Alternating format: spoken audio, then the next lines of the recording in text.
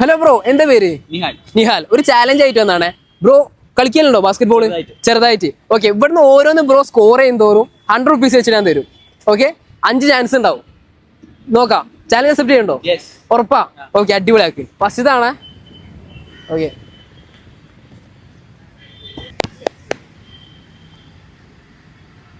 ഓ 2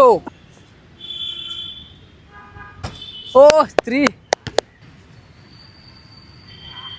4 last 1